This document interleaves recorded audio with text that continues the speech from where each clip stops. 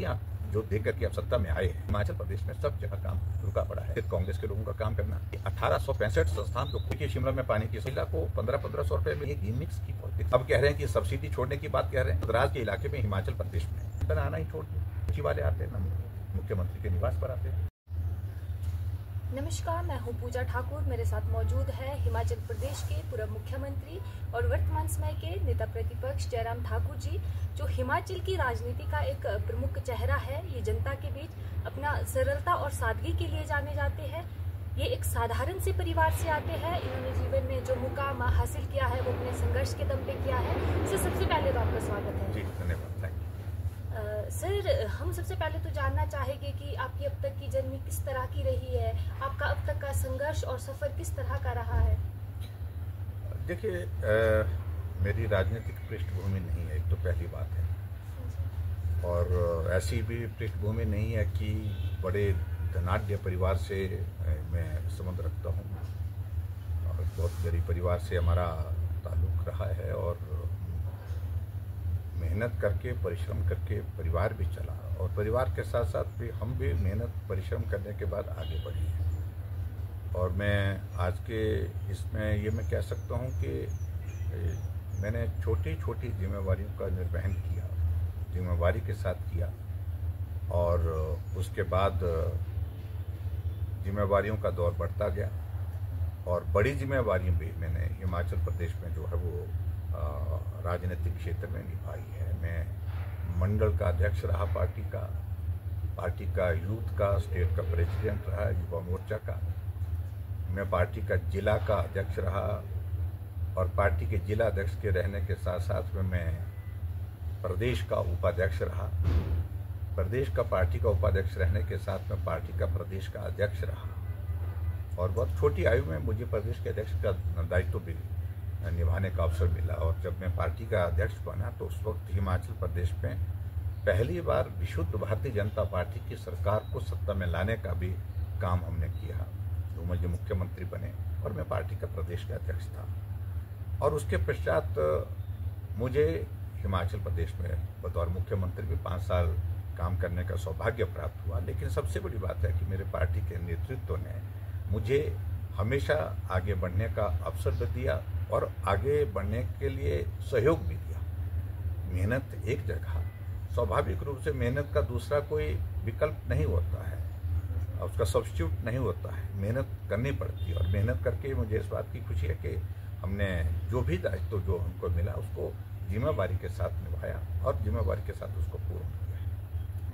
Sir, आप वर्तमान समय की सरकार के कार्यों को कैसे देखते हैं, और आपको क्या लगता है कि किस क्षेत्र में सबसे ज्यादा सुधार करने की आवश्यकता है।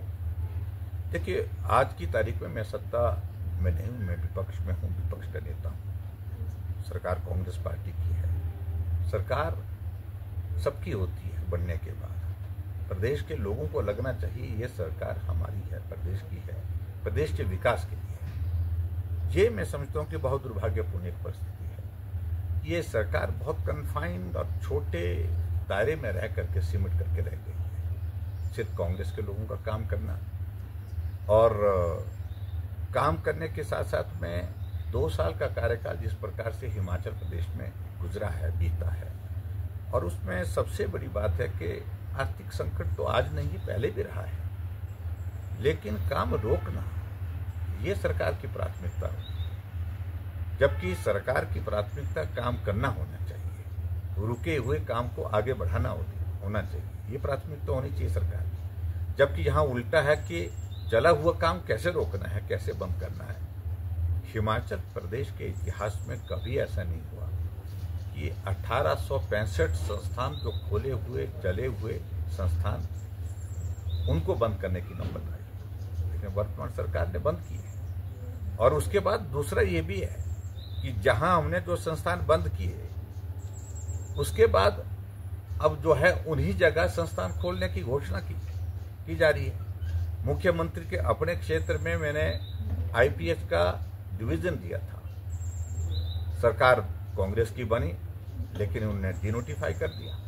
लेकिन 4 महीने के बाद उसी जगह, उसी स्थान पर आईपीएच का डिवीजन खुद खोलते हैं। उसके पैरामीटर क्या है, बंद करने के पैरामीटर क्या है, इसका मतलब राजनीतिक बदले की भावना के साथ। आज मैं देख रहा था कि मुख्यमंत्री के निवास पर एक जो यहाँ पर शिमला ग्रामीण से विधायक हैं, मंत्री हैं सरकार में, वो लोगों को बाजे के साथ वहाँ पर पहुँचाए हुए थे, लोगों को वहाँ पर धन्यवाद करने के लिए गए थे। और उसकी वजह यह है कि मैंने सुन्नी में उनके विधानसभा क्षेत्र में एसडीएम का दफ्तर दिया था, दफ्तर खोला था, चला वो दफ्तर, एसडीएम पोस्ट हुआ, और उसके बाद जब कांग्रेस की सरकार बनी उसको डिनोटिफाई कर दिया। अब उसी जगह मुख्यमंत्री नए सिरे से एसडीएम का दफ्तर खोलते हैं। जो चला हुआ था उसको बंद करने का क्या औचित्य था?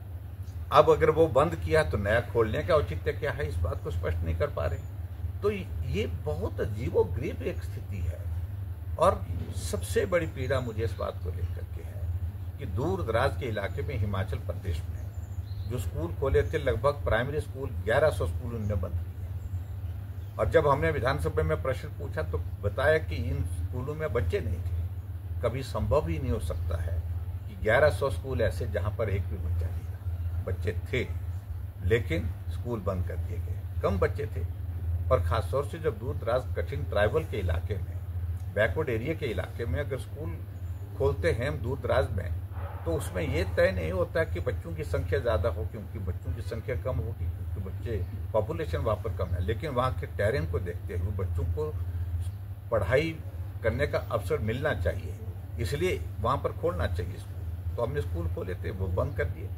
और जब प्रश्न पूछा मैंने इस बात के लिए कि जो बच्चे वहाँ पढ़ते थे वो बच्चे कहाँ गए, उनमें से अधिकांश बच्चे स्कूल छोड़ने के लिए विवश हो गए। यानी कि ये बहुत बड़ा अपराध किया है, पाप किया है।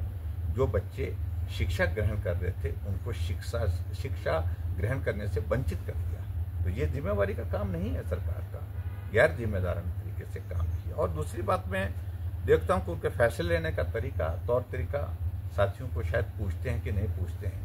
साथी कई बार उनके बोलते हैं कि हमें बाद में मालूम पड़ता है फैसला ले लिया गया है, लेकिन फैसला लिया जाता है, शाम को बदल दिया जाता है, नोटिफिकेशन कर दी जाती है, शाम को उसको बदल दिया जाता है, वापस कर ले लिया जाता है। तो ऐसे फैसले लेते लेते पूरा 2 साल का कार्यकाल ऐसा दिख रहा है जहां जगतसाई हुई है और लोग सरकार के फैसलों को लेकर के जो प्रश्न चिन्ह खड़ा कर रहे हैं कि गंभीरता के साथ फैसले नहीं लिए जाते हैं, सोच समझ करके फैसले नहीं लिए जाते हैं। ये सबसे बड़ी बात है। दूसरी बात तो दूसरा एस्पेक्ट है, जो गारंटियां दी थी उन गारंटियों पर उनको काम करना चाहिए। अब गारंटी उन्होंने दी थी कि हर महिला को 1500 रुपये मिलेगी, 18 से 60 साल की महिला है, लेकिन वो दे नहीं पा रहे हैं, देने की स्थिति नहीं है। जब देने की स्थिति नहीं है तो गारंटी काहे को दी, किस बात के लिए दी?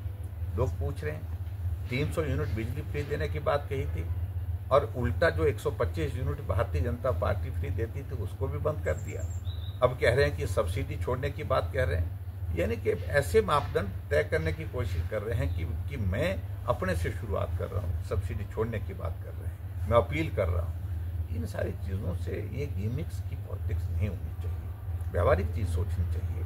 और मैंने इसलिए कहा कि जब गारंटियाँ जो दे करके आप सत्ता में आए हैं, जनादेश उस पर आपको हासिल हुआ है, जब उनको आप पूरा नहीं कर सकते, आपको नए सिरे से जनादेश लाना चाहिए। आपको सत्ता में रहने का कोई नैतिक अधिकार नहीं। सर, आपको क्या लगता है कि जो वर्तमान सरकार है वो जनता की समस्या का समाधान सही तरीके से कर पा रही है?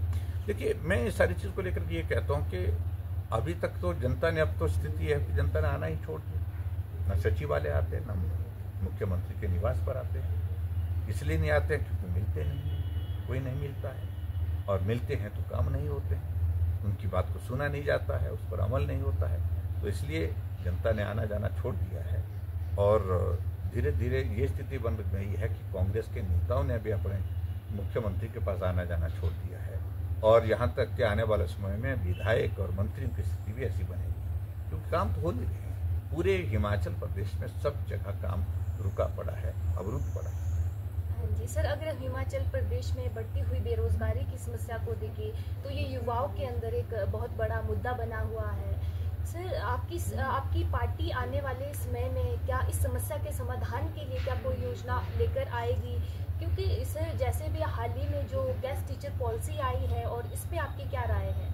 देखिए, मैं इसमें बड़ा स्पष्ट कह रहा हूँ कि बेरोजगारी एक ग्लोबल इशू है, पूरे देश का इशू है और प्रदेश का भी है स्वाभाविक रूप से। और हिमाचल प्रदेश में तो कांग्रेस ने गारंटी दी थी, मैं गारंटी की तरफ उनको ध्यान दिलाना चाह रहा हूँ। उन्होंने गारंटी दी थी 5 लाख नौकरियां 5 साल में दी जाएंगी, पक्की नौकरी देंगे, 49 साल वाली नौकरी देंगे और पेंशन वाली नौकरी देंगे, ये काम है। और उल्टा हिमाचल प्रदेश में सरकार बनने के बाद 10,000 से ज़्यादा आउटसोर्स पे लगे हुए जो कर्मचारी छोटे छोटे जिनकी परिवार की रोटी रोजी जो है, जो आउटसोर्स में लग करके काम करने के आधार पर जो है वो संभव थी, उनको नौकरी से निकाल दिया। और आज मैं देख रहा हूं कि आईजीएमसी में लगभग 230 के लगभग और जो आउटसोर्स में लगे हुए थे उनको भी नौकरी से निकाल दिया, वो धरने पर बैठे हैं। आज मैं कहीं मिला, किसी में आयुर्वेदा में कुछ बच्चे इसमें लगे हुए, वो मिले कि 5 महीने से सैलरी नहीं मिल पा रही है, 5 महीने से कोई सैलरी उनको नहीं मिली है, लेकिन गारंटी 5 लाख की दी है। और उसके बाद आप सरकार में आने के बाद आप फैसला लेते हैं कि हिमाचल प्रदेश में 2 साल से खाली पड़े पद समाप्त कर दिए जाते हैं, यानी कि एक नोटिफिकेशन करने से आप 1.5 लाख पद समाप्त करते हैं। 1.5 लाख पद का मतलब है 1.5 लाख नौकरियां समाप्त करते हैं। तो आप झूठ बोल करके सत्ता में कैसे, किस नैतिकता के साथ आप बात कर रहे हैं? तो ये बात सबसे बड़ी बात है। तो ऐसी सूरत में मेरा सिर्फ यही कहना है कि आने वाले समय में ये सभी बच्चों को सरकारी नौकरी देना, ये तो किसी भी सरकार के लिए संभव नहीं है, लेकिन एक ईमानदार प्रयत्न किया जा सकता है। सरकारी नौकरियां भी जिनको जो पात्र बच्चे हैं उनको मिले, जो कंपटीशन में आते हैं, लेकिन उसके साथ साथ में रोजगार का सृजन करना। टूरिज्म सेक्टर एक ऐसा है जहां पर पर्यटन की बहुत सारी संभावनाएं हिमाचल प्रदेश में है, उसमें उसके माध्यम से जो है नौजवानों को रोजगार का बहुत बड़ा जो है वो अवसर प्रदान किया जा सकता है। हमारे हिमाचल प्रदेश में इंडस्ट्रियल सेक्टर है और जहां बहुत सारे बच्चों को हम उसमें भी हम जो है वो रोजगार के साधन उपलब्ध करा सकते हैं। सरकार को स्किल अपग्रेड करने के लिए प्रयत्न करना चाहिए और प्रयत्न करके नौजवानों को जब स्किल अपग्रेड होगा तो वो अपने स्वरोजगार की दिशा में आगे बढ़ करके काम करेंगे। इसीलिए हमने हिमाचल प्रदेश में मुख्यमंत्री स्वावलंबन योजना चलाई थी हमने हिमाचल प्रदेश, उसको बंद कर दिया। उससे हिमाचल प्रदेश के हजारों बच्चों को अपने पांव पर खड़ा होकर के काम करने का अवसर मिला, मौका मिला उनको, जिसमें हम 25% सब्सिडी देते थे और बेटियों के लिए हम 30, और बाद में हमने उसके बाद जो है 35% भी उसमें की थी। जो वीडियोज हैं तो उनके लिए 35% भी हमने उसमें जो है सब्सिडी का प्रावधान किया था। वो प्रावधान इसलिए किया था कि नौकरी की तरफ ना जा करके अपने कारोबार करके, अपने कामकाज करके, अपने पांव पर अपने परिवार के लोगों के लिए 2 जून की रोटी, 2 वक्त की रोटी का इंतजाम कर सके। और मैंने देखा कि हजारों के साथ संख्या में बच्चों ने ऐसा काम किया जो अपना काम तो कर ही रहे थे, परिवार का पालन पोषण अपना तो करते थे, लेकिन बाकी भी बच्चों को नौकरी दे रहे थे वहां पर। ये स्थिति, लेकिन उस योजना को बंद कर दिया। मैं सब तो कि इस तरह से सरकार को नहीं सोचना चाहिए। सरकार बदलती रहती है, लोकतंत्र है, कभी वो होंगे, कभी कोई होगा, कभी हम होंगे, लेकिन कभी भी ऐसी योजनाएं जो जनहित में की जाती हैं उनको ना तो बंद करना चाहिए, ना बदलना चाहिए। जी सर, अगर हम हिमाचल में आत्मनिर्भर हिमाचल की बात करें तो आत्मनिर्भर हिमाचल बनाने के लिए कृषि, बागवानी और पर्यटन ये 3 चीज़ें बहुत महत्वपूर्ण हैं, ताकि जो प्रदेश की अर्थव्यवस्था है उसको मजबूत किया जा सके। इसके लिए स्वदेशी चीज़ों को भी प्रोत्साहित किया जाता है। सर, हिमाचल में आत्मनिर्भर मॉडल सफल क्यों नहीं हो पा रहा है? इसके लिए कौन जिम्मेवार है? देखो, जिम्मेवार का विषय ज़्यादा नहीं है। मेरे कहने का मतलब सिर्फ इसमें यह है कि आत्मनिर्भर हिमाचल प्रदेश जो है वो उस दृष्टि से काफ़ी हद तक बाकी राज्यों की तुलना में है। हिमाचल का आदमी आपको सड़क पर भीख मांगता वो कभी नहीं मिलेगा। हिमाचल प्रदेश में कोई भी व्यक्ति फुटपाथ पर सोते हुए नहीं मिलेगा। घर होगा, छोटा होगा, टूटा हुआ होगा, पुराना होगा, लेकिन घर उसके बावजूद घर होगा। तो ये स्थिति हिमाचल प्रदेश की जो है, जो बाकी राज्यों की तुलना में बहुत बेहतर है। लेकिन फिर भी आत्मनिर्भर हिमाचल अपने पांव पर खड़े होकर के काम करने की दिशा में उस तरह से काम करने की बहुत बड़ी आवश्यकता है। और सबसे बड़ी आवश्यकता है कि जो हिमाचल प्रदेश के जनता के ऊपर जो ऋण जो है, जो बड़े पैमाने पर हो गया, जब आने वाले समय में मार्च अप्रैल के बाद 1 लाख करोड़ से पार चला जाएगा ऋण की ये स्थिति हमारे प्रदेश की, जो चिंता की बात है। जो ऋण लिया है उसका मूलधन भी आपको वापस करना है, उसका ब्याज भी आपको देना है। तो ये सबसे बड़ी एक कठिनाई है जिसके कारण हमको जो है आगे बढ़ने में दिक्कत भी होती है। और मैं यही कहूँगा, हमको छोटे छोटे अपने जो रिसोर्सेज जहाँ से हो सकते हैं वो पिन पॉइंट करना चाहिए, उनको आइडेंटिफाई करना चाहिए और उन रिसोर्सेज के माध्यम से जो है कम ऋण लेकर के अपने पांव पर खड़े होने का रास्ता तलाशना चाहिए। ये आवश्यकता है आज की तारीख में। तो ये हिमाचल प्रदेश की एक स्थिति जो आर्थिक रूप से जो आज के दौर में हम देख रहे हैं, तो मैं समझता हूँ ये चिंताजनक है। सर, जब हम विकसित भारत का सपना देखते हैं तो हम प्रदेश या राष्ट्र के युवाओं के बीच राष्ट्र भावना को जगाते हैं। अगर हम देखें तो जो युवा है वो बड़े पैमाने पर मोबाइल फ़ोन तक ही सीमित रह गए हैं, जिसके कारण उनका शारीरिक और मानसिक विकास नहीं हो पा रहा है, उसमें बाधा उत्पन्न हो रही है। तो हम किस तरह से उन युवाओं को प्रेरित करें ताकि वो विकसित भारत के लिए कार्य कर सकें? देखिए, एक बात तो मान के चलना चाहिए, आदरणीय प्रधानमंत्री नरेंद्र मोदी जी ने जिस प्रकार से युवाओं को आगे बढ़ करके अपने पांव पर खड़े होने के लिए प्रेरित किया है और अलग अलग सेक्टर में अलग अलग योजनाएं इस तरह की हैं, जिन योजनाओं के माध्यम से आप लाभ ले सकते हैं। और मैं विशेष तौर से मैं कहना चाहूँगा, आज के इस दौर में, इस युग में जो टेक्नोलॉजी का लाभ तो स्वाभाविक रूप से हमको लेना चाहिए, लेकिन टेक्नोलॉजी हम लोगों को बिल्कुल एक तरह का अपाहिज कर दे, यानी कि हम उस पर ही आधारित हो जाएं और उसके कारण जो है हम जो है बहुत गलत तरह की चीज़ों में जो है हमारा रुझान हो जाए, मतलब उसके कारण जो है हमको नुकसान हो। तो मुझे लगता है कि वो चिंता का विषय है। इस बात को लेकर के यूथ को जो है वो सजग होने की आवश्यकता है। और विशेष तौर से जो चिंता का बड़ा विषय हमारे लिए है, तो बढ़ता हुआ नशे का प्रचलन, वो एक बहुत बड़ा चिंता का विषय है। ये अभियान के रूप से चलना, जैसे हमारे देश में पर्यावरण को बचाने के लिए अभियान चलता है, हमारे यहाँ स्वच्छता को बनाने के लिए जो अभियान चलता है, उसी तरह से पूरे देश भर में अभियान नशे के खिलाफ चलाने की जो ज़रूरत है, उस पर काम करने की आवश्यकता है।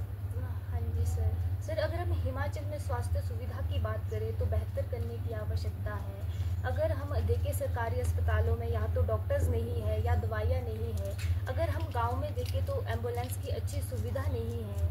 तो सर, अगर हम हिमाचल प्रदेश में स्वास्थ्य सुविधा को बेहतर करने के लिए एक बहुत बड़े बजट का उपयोग किया जाता है, क्या आप मानते हैं कि आम जनता तक सही तरीके से नहीं पहुँच रहा है? देखिए, मैं इस बात को लेकर के मैं सहमत हूँ कि जो इंफ्रास्ट्रक्चर हमारा हेल्थ सेक्टर में जिस लेवल पर होना चाहिए अब तक, और हम एक्सपेंशन में काफ़ी हद तक जो है स्वास्थ्य की सेवाएं देने के लिए घर द्वार पहुँचने की स्थिति में हुए हैं, लेकिन उसके बावजूद भी क्वालिटी हेल्थ सर्विसेज और उसके साथ साथ में जो इंफ्रास्ट्रक्चर जो हमारा होना चाहिए और जो हेल्थ की सर्विसेज जो नई टेक्नोलॉजी के साथ जो आज की तारीख में उपलब्ध हो रही है देश दुनिया में, उन सारी चीज़ों के ऊपर हमको फोकस करने की आवश्यकता है। और विशेष तौर से हमने हिमाचल प्रदेश में इस बात के लिए प्रयत्न किया, जिस तरह से प्रधानमंत्री नरेंद्र मोदी जी ने आयुष्मान भारत की शुरुआत पूरे देश भर के लिए की और जिसमें 5 लाख रुपए का हेल्थ कवर दिया गया है सभी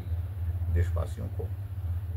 तो उसी तरह से हमने हिमाचल प्रदेश में जो आयुष्मान भारत से छूट करके परिवार छूटे थे, लोग छूटे थे, उनको हमने हिमकेयर की योजना शुरुआत की थी और उसमें एक 5 लाख रुपए का हेल्थ कवर जब मिलता था तो एक गरीब आदमी को भी स्वास्थ्य की एक बहुत बड़ी सुविधा मिली थी। ऐसी योजनाओं को प्रोत्साहित करने की आवश्यकता है और मुझे इस बात को लेकर के दुख है कि वर्तमान सरकार ने उस योजना को भी बंद करने की भले ही घोषणा की है, लेकिन बंद करने के कगार पर एक तरह की, क्योंकि उसमें पैसा नहीं दिया जा रहा है, हिमकेयर के माध्यम से स्वास्थ्य की सुविधाएं नहीं दी जा रही है। तो ये मुझे लगता है चिंता का विषय है और हेल्थ सेक्टर में हमारे डॉक्टर्स, हमारे पैरामेडिकल स्टाफ, हमारे जो है वो इंफ्रास्ट्रक्चर की अगर बात करें तो उस पर ज़्यादा फोकस होकर के काम करने की जरूरत है। हाँ जी सर, शिक्षा व्यवस्था को मजबूत करने के लिए आपका क्या सुझाव है? नहीं, देखिए एजुकेशन में भी उसी तरह की परिस्थिति में एक्सपेंशन हमारा काफ़ी हुआ, और अगर हम कहें तो कि केरल के बाद हम कहते हैं कि सबसे ज़्यादा शिक्षा अगर साक्षरता दर अगर है तो हिमाचल प्रदेश में है। हम शायद केरल से भी आगे हों, लेकिन साक्षरता दर से वो पुराने समय का एक दौर था जब साक्षरता दर एक महत्व रखती थी। आज के दौर में तो कॉम्पिटिटिव एक एटमॉस्फेयर है, आपको कंपटीशन में खड़े होकर के मुकाबला करना है, प्रतिस्पर्धक में आप खड़े होकर के मुकाबला नहीं कर पाएंगे तो आप दुनिया के दौर में शामिल नहीं हो सकेंगे। तो ऐसी सूरत में जो क्वालिटी एजुकेशन पर फोकस करना चाहिए उस पर मुझे लगता है कि काम करने की जरूरत है। हाँ जी, अगर हम सुरक्षा व्यवस्था को लेकर देखें तो साइबर अपराध बढ़ रहे हैं, बलात्कार जैसी खबरें हो रही है, ब्लैकमेलिंग जैसी चीज़ें, शोषण जैसी चीज़ें लगातार बढ़ती ही जा रही है। तो हमें किस तरह के कदम उठाने की आवश्यकता है ताकि इस प्रकार के अपराध को कम किया जा सके, रोका जा सके? लेकिन बाकी प्रदेशों की तुलना में हिमाचल प्रदेश में कानून व्यवस्था बेहतर है, क्योंकि ये देवभूमि है, लोग शांति प्रिय हैं। यहाँ अपराध की गति बढ़ने तो लगी है, जो चिंता का विषय है, लेकिन उस पर ज़्यादा फोकस होकर के काम करने की आवश्यकता मुझे लगता है कि आज की तारीख में है। जो साइबर क्राइम की जो बात है, ये तो एक ग्लोबल फिनोमेना है जो जिसमें पूरे दुनिया की चिंता है, और उस पर हिमाचल प्रदेश में से अछूता नहीं है। तो उस पर काम करने की ज़रूरत है। और साइबर क्राइम में जो है वो देख रहे हैं कि जो नई जनरेशन है उसका इन्वॉल्वमेंट ज़्यादा है, जो हमारे लिए चिंता का विषय है। और ऐसे में तो बात यही है कि जो कानून की नज़र में गलत है, कार्रवाई होनी चाहिए, सख्त कार्रवाई होनी चाहिए, उसमें किसी को एग्जम्पशन नहीं होनी चाहिए। हाँ जी सर, अगर हम हिमाचल में देखें नशा काफ़ी ज़्यादा बढ़ रहा है, इसका क्या कारण है? आपको क्या लगता है कि इसमें किस तरह के प्रयास करने चाहिए ताकि नशे को रोका जा सके? और आपको क्या लगता है कि इसके लिए कौन जिम्मेवार है, व्यक्तिगत स्तर पर लोग, समाज या सरकार? ये देखो, एक बात तो ये है कि नशे का प्रचलन जो है पूरी दुनिया में बढ़ा है, और हमारे हिमाचल प्रदेश में भी काफ़ी ज़्यादा। अब नशा चिट्टा जो विशेष तौर से ये दूर गांव में पहुंचने लग पड़ा है। वहाँ पर जो है वो नशे की आदत में बच्चे जो है वो बर्बाद हो रहे हैं। ये बहुत बड़ी चिंता का विषय है। और ऐसी सूरत में मुझे सिर्फ इतना ही कहना है कि सरकार की प्राथमिकता में वर्तमान में जब हम देख रहे हैं कि बहुत ज़्यादा है, रूटीन में कोई पकड़ लिया तो पकड़ लिया, कोई कार्रवाई हो गई तो हो गई, लेकिन इसको अभियान के रूप में इसको मुझे लगता है कि जिस प्रकार से मैंने पहले भी कहा को लेने की ज़रूरत है। इस बात को एक विल पावर जो होनी चाहिए, फोकस होकर के सरकार का आज की तारीख में कोई एजेंडा नहीं दिखता कि जिस पर वो एक काम कर रहे हैं कि भाई इस एजेंडे पर हम काम कर रहे हैं। नशे का जो है वो विषय सचमुच में बहुत बड़ी चिंता का विषय बना हुआ है हमारे यहाँ पर।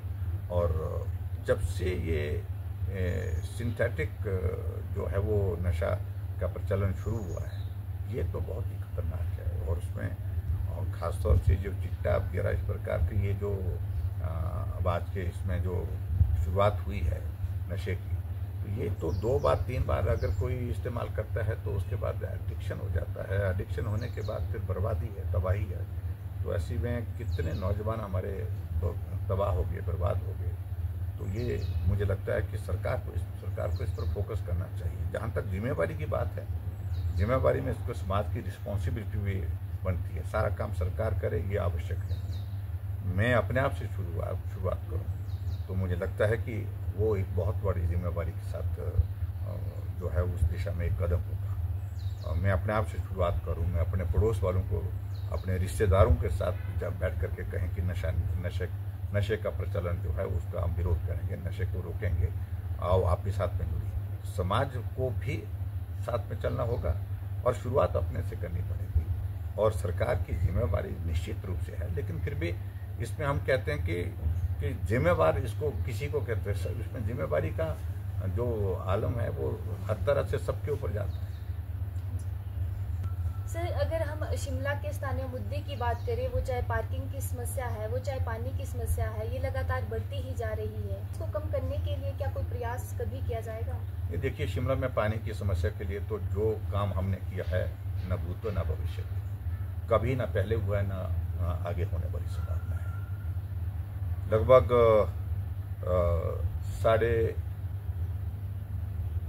1850 करोड़ की जो स्कीम है हमने शिमला के लिए हमने दी है, जिस पर काम चला हुआ है।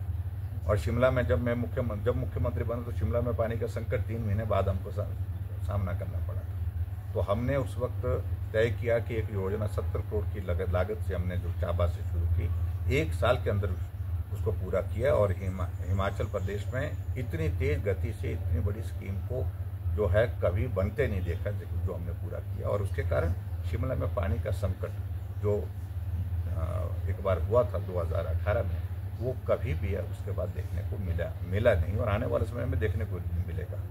और ये मुझे लगता है कि एक उस दिशा में एक कदम उठाया है। लेकिन फिर भी पानी एक ऐसी चीज़ है जिसकी कंजम्पशन बढ़ती जाएगी और पानी की मात्रा कम होती जाएगी। इस पर बड़ा सावधानी से काम करने की आवश्यकता रहेगी। एक तो ये बात है। और दूसरी बात में जहाँ पार्किंग की बात कही आपने, पार्किंग की दृष्टि से हमने शिमला में बहुत काम किया। कंजक्शन, क्योंकि ये स्टेट कैपिटल होने के साथ साथ में एक टूरिस्ट डेस्टिनेशन भी है, तो उस दृष्टि से यहाँ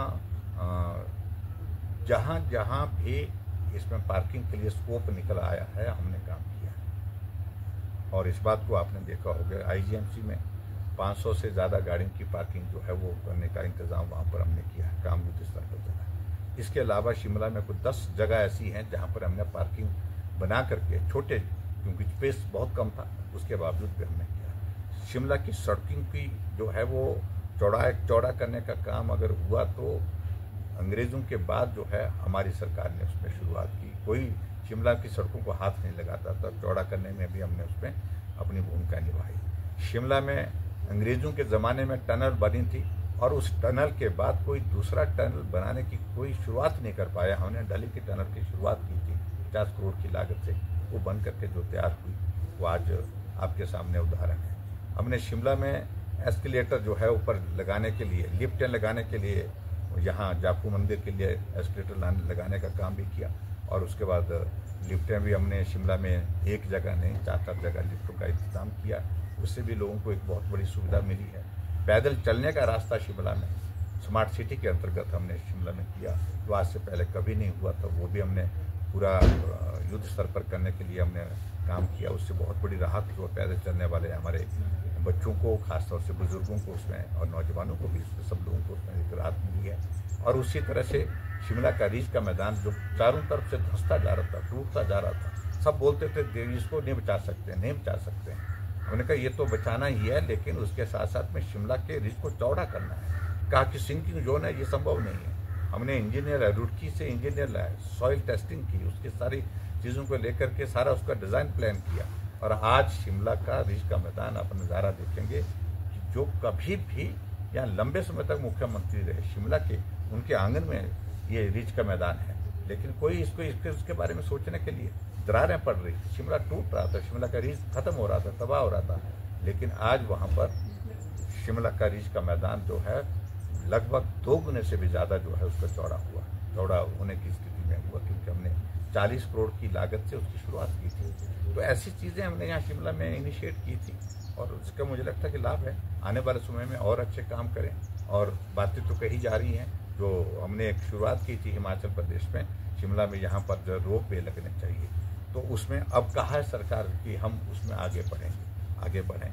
इस बात को लेकर के हमने विचार करने के साथ इनिशिएटिव्स लिए थे, उसमें प्रक्रिया शुरू कर दी थी, उस प्रक्रिया को पूरा कर। सर, अगर हम सरकार और विपक्ष के द्वारा महिलाओं के उत्थान और सशक्तिकरण के लिए किस तरह से कार्य किए जा रहे हैं ताकि जो महिला है वो आत्मनिर्भर बन सके, ताकि जो महिला का है वो सामाजिक, राजनीतिक और आर्थिक विकास हो सके? देखिए, महिलाओं को आगे बढ़ाने के लिए सब सरकारें बातें तो करती हैं, लेकिन सबसे बड़ी बात मैं समझता हूँ कि आदरणीय नरेंद्र मोदी जी के नेतृत्व में जो सरकार बनी है पूरे देश भर में, आपने देखा होगा महिला सशक्तिकरण के लिए बहुत व्यापारिक फैसले लिए। उज्ज्वला योजना जिन माताओं बहनों के लिए गैस का चूल्हा एक सपना होता था, उनके घर गांव में पहुंचा। और उस हिमाचल प्रदेश में हमने उसी योजना को आगे बढ़ाते हुए जो परिवार बचे थे, जहां उज्ज्वला योजना के माध्यम से नहीं पहुंच पाए थे, वहां हमने जो गैस का चूल्हा हमने यहाँ पर गृहिणी सुविधा योजना के अंतर्गत पहुँचाया। महिलाओं को आरक्षण 33% बिल पारित हो गया लोकसभा में, राज्यसभा में। एक रिप्रेजेंटेशन उनका होना चाहिए विधानसभा में, लोकसभा में, राज्यसभा में। उस दृष्टि से एक बहुत बड़ी शुरुआत हुई है और मैं समझता हूँ कि बहुत जल्दी वो आने वाले समय में वो भी लागू होगा। बहुत महिला सशक्तिकरण की दृष्टि से सेल्फ हेल्प ग्रुप जो भी एक बहुत बड़ा एक योगदान जो है प्रधानमंत्री नरेंद्र मोदी जी इस बात के लिए फोकस होकर के काम करने की कहते हैं, जिसमें हमारी महिलाएं जुड़े ग्रुप बना करके अपने आय का साधन जो है उसमें तैयार करें। ये भी एक बहुत बड़ी एक शुरुआत है। और उसके बाद महिलाओं को अलग अलग तरह की बहुत सुविधाएं दी थी हमने। हिमाचल प्रदेश में महिलाओं को और सशक्त करने की दृष्टि से उनके लिए आने जाने की व्यवस्था, बसों में जो है किराया 50% किया था और वर्तमान सरकार शायद मेरे ख्याल में उस पर भी पुनर्विचार कर रही है। ऐसी चीज़ों को लेकर के सरकार को काम करना चाहिए। और महिलाओं की आबादी कुल आबादी का आधा हिस्सा है, उनको इग्नोर करके, उनको छोड़ करके हम किसी भी समाज की सुदृढ़ीकरण की बात या कल्पना नहीं कर सकते हैं, आगे बढ़ने की कल्पना नहीं कर सकते। हाँ जी सर, अगर हम पर्यावरण संरक्षण की बात करें हिमाचल में, तो काफ़ी टाइम से जलवायु परिवर्तन हो रही है, वो चाहे वनों की कटाई के कारण, चाहे प्लास्टिक प्रदूषण, जल प्रदूषण और वायु प्रदूषण जैसी समस्या लगातार बढ़ती जा रही है। तो किस तरह से हम पर्यावरण को सुरक्षित करने के लिए जागरूक अभियान चलाएं, किस तरह का प्रयास आपकी पार्टी के द्वारा किया जा रहा है? देखिए, बहुत बड़ा, मैं समझता हूँ कि बहुत बड़ा चुनौती का दौर है आने वाले समय में। सबसे ज़्यादा जो पर्यावरण खराब होता जा रहे हैं उसके लिए जिम्मेवार भी हम ही लोग ज़्यादा हैं। हम उस जिम्मेवारी को ठीक प्रकार से नहीं निभा पा रहे हैं। लेकिन अब धीरे धीरे मैं मुझे इस बात को लेकर संतोष है कि जागृति आ रही है। पर्यावरण का संरक्षण करने के लिए सरकार भी प्रयत्न कर रही है और लोग भी जागरूक होकर के उस दिशा में काम कर रहे हैं। मुझे लगता है कि और काम करने की आवश्यकता है। और ख़ासतौर से हिमाचल प्रदेश में पहले ही जब भारतीय जनता पार्टी की सरकार 2007 में बनी तो फैसला लिया गया था कि प्लास्टिक के यूज़ पर यहाँ पर प्रतिबंध लगाया। कठिनाई आई थोड़े वक्त के लिए, लेकिन उसके बाद भी सफल हुए और अभी तक भी जो है प्रतिबंध है उस पर, प्लास्टिक के यूज़ पर। और ये एक अच्छी बात है हिमाचल के लिए, जिससे बाकी राज्यों ने भी सुना और इस पर काम किया है हिमाचल की तर्ज पर। और उसी तरह से हिमाचल प्रदेश में स्वच्छता के अभियान को लेकर के जो पर्यावरण के बचाव के लिए जो काम अलग अलग समय में अलग अलग NGOs के माध्यम से किए, वो भी एक अच्छी बात है। और प्लांटेशन पर्टिकुलरली हिमाचल प्रदेश में जो करने के दिशा में जो कदम उठाए जा रहे हैं, जिसमें बहुत बड़ी जागरूकता लोगों में आई। लोग स्वयं अपने आप जो है पेड़ काटने पर जो है शिकायत करते हैं और पेड़ काटने पर परहेज करते हैं। और पेड़ बचेंगे तो हमारा भविष्य बचेगा, इस भाव के साथ लोग काम कर रहे हैं। तो ये सचमुच में हमारे लिए बहुत खुशी की बात है। हाँ जी सर, अगर हम हिमाचल में देखें तो संस्कृति संरक्षण करने की ज़रूरत है, क्योंकि हमारी समृद्ध संस्कृति रही है। वो चाहे हमारी भोजन है, परंपरा है, वेशभूषा है, ये कहीं ना कहीं विलुप्त हो रही है। अगर हम देखें वो चाहे कांगड़ा की है, कुल्लू की है, शिमला की है, मंडी की है, तो ये जो हमारी संस्कृति है, लोग क्या है कि अपनी संस्कृति को भूलते जा रहे हैं और विदेशी संस्कृति की ओर अग्रसर होते जा रहे हैं। तो हमें किस तरह से प्रयास करना चाहिए ताकि जो हमारी संस्कृति है हम उन्हें बचा कर रख सके भविष्य के लिए?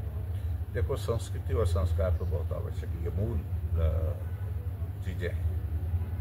और ये बात सच है कि जो हमारी नई जनरेशन भाग दौड़ में है और एक स्वभाव बनता जा रहा है आदमी का, जल्दी चाहिए, अभी चाहिए, आज ही चाहिए, और उसमें जो है वो संस्कृति का नुकसान हो रहा है। और ख़ास तौर से जो हमारे हिमाचल की संस्कृति जो बहुत पुरातन संस्कृति, चाहे वो कांगड़ा की कल्चर की बात कहें, चाहे मंडी के कल्चर की बात कहें, कुल्लू की, सिरमौर की, शिमला के कल्चर की अगर हम बातें कहें, तो उस संस्कृति को जिंदा रखने के लिए प्रयत्न तो चल रहे हैं। लेकिन मुझे लगता है कि नई जनरेशन में और भी ज़्यादा जो है उस संस्कृति को बचाने के लिए काम करने की ज़रूरत है। और सबसे बड़ी बात यही है कि संस्कृति कोई छोड़ करके आगे बढ़ रहा है तो उसमें नई जनरेशन जो है वो आज की तारीख में उस दिशा में चल रही है। उनको कनेक्ट करने की ज़रूरत है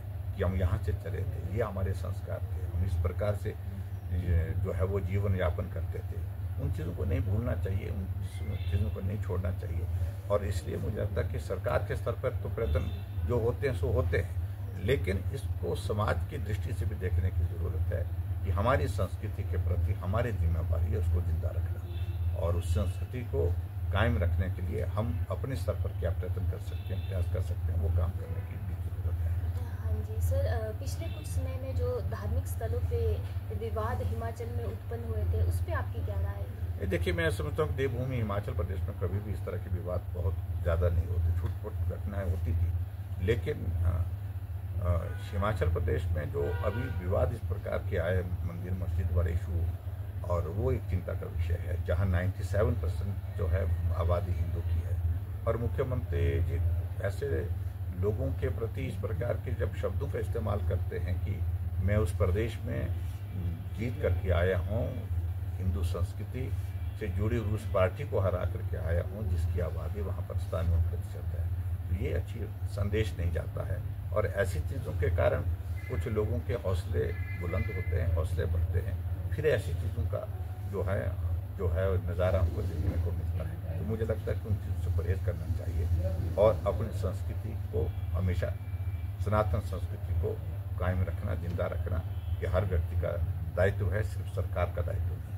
हाँ जी सर, आने वाले समय में यदि आपकी पार्टी सत्ता में आती है तो आपकी क्या प्राथमिकताएं होगी? देखिए, हिमाचल प्रदेश में ये तय है कि 5 साल के बाद तो सत्ता आती ही है, ये बदलती रहती है, और जब सत्ता आएगी तो निश्चित रूप से प्राथमिकताएं उस वक्त भी तय करेंगे, लेकिन जो वर्तमान सरकार का काम करने की संस्कृति और बदले की भावना के साथ काम करने की संस्कृति जो शुरू हुई है, जो हमने 5 साल तक बंद रखी, मैं समझता हूँ कि उसको फिर से लागू करने की आवश्यकता है, आगे बढ़ कर के काम करने की आवश्यकता है। ये हिमाचल आर्थिक रूप से संपन्न हो, आर्थिक रूप से अपने पांव पर खड़ा हो, इस पर सबसे ज़्यादा फोकस करने की आवश्यकता है, और नौजवानों को रोजगार के संसाधन उपलब्ध कराना, अपने पांव पर खड़े करना, उनके लिए ये एक बहुत बड़ी चुनौती भी है, लेकिन ये प्राथमिकता निश्चित रूप से रहनी चाहिए। हाँ जी सर, व्यक्तिगत तौर पे आपको कौन से मुद्दे ज़्यादा महत्वपूर्ण लगते हैं?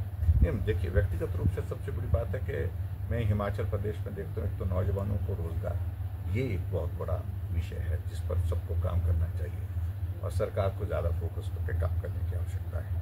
और इसके अलावा जो एजुकेशन, अच्छी quality health education, quality education जो है, ये दोनों चीज़ें बहुत आवश्यक है। और सबसे बड़ी बात हिमाचल प्रदेश में जो व्यक्तिगत रूप से मुझे लगता है कि पाँव पर खड़ा होने के लिए या संसाधन चाहिए, और उसके लिए आपको जो जनरेट करना होगा, रेवेन्यू जनरेट करना होगा, उसके लिए क्या रास्ते हो सकते हैं, क्या माध्यम हो सकते हैं, उस पर फोकस होकर के काम करना होगा। हाँ जी सर, आपका बहुत बहुत धन्यवाद, और विभिन्न विषयों के बारे में आपने हमें जानकारी दी, इसके लिए आपका बहुत बहुत धन्यवाद। ये कार्यक्रम यहीं समाप्त हुआ। धन्यवाद।